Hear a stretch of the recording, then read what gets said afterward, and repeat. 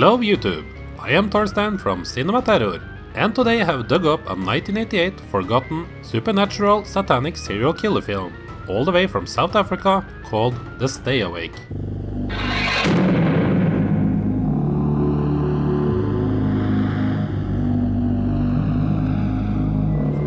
The Stay Awake starts out back in 1969 in America, where we see the execution of a serial killer who is cursing them out, promising that he will return back from the dead to get his revenge in the name of Satan.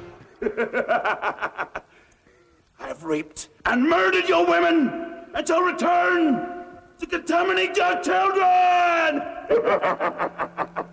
I, the Angel of Darkness, shall live forever.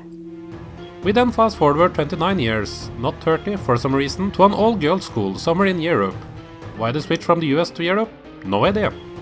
At this girls' school, a group of students are having a stay awake, basically staying up all night to raise funds for the school and to give this movie a title.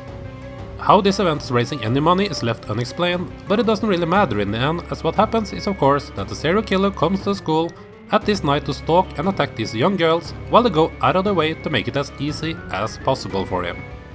It is the mask. I told you I was right. It's heavy. There's something stuck inside. So yeah, The Stay Awake is pretty much a terrible, supernatural slasher film. The script, or at least what of it that got on the screen, is awful and makes little sense. There's little to none information given as to what this serial killer is supposed to be. He was evil when he was alive, so he was brought back because Satan, I guess. The first 40 minutes of the film is spent with POV shots of him as a spirit stalking the hallways of the school instead of actually causing some havoc. Instead, we are lucky enough to spend some time with the young females. There is a half-assed attempt at the first of the film to give them the stereotypical traits of the blonde bimbo, the book-smart innocent girl, etc, etc, but there is no attempt to give them any characteristics at all during the film. They are all interchangeable and basically just in the film to be killed off. Surprisingly though, there is no nudity in the film. They do tease it by announcing a shower scene, and even teasing it by filming one of the girls while she's in it. But the most fun you'll have in this scene is to notice that the young woman is in fact wearing a towel due to bad framing. Quite the opposite of what we're used to from these 80s slashers. Even if they have no character to them, the awful banter between the girls was actually one of the highlights of the film due to how bad it was. I thought the Stay Awake was organised to raise funds for the school. That means goodies and videos, not a torture session. You can talk. Look at you. You're fat. Gross. My mother said it's puppy fat. It'll go away when I get older. I was not surprised to read that none of them went on to do much after this film, with most of them only having The Stay Awake as their only credit.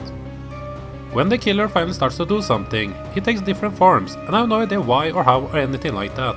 It could have been mentioned during the film without me catching it, but for me I found it odd and out of place with what the movie sets up to be.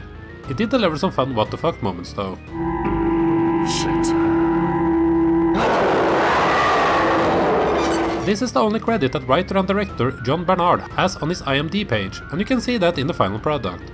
There are some obvious mistakes being made that could be explained by him being a first-time director. The biggest flaws to me is that they should have spread out the kill scenes more instead of killing the youngsters off in groups.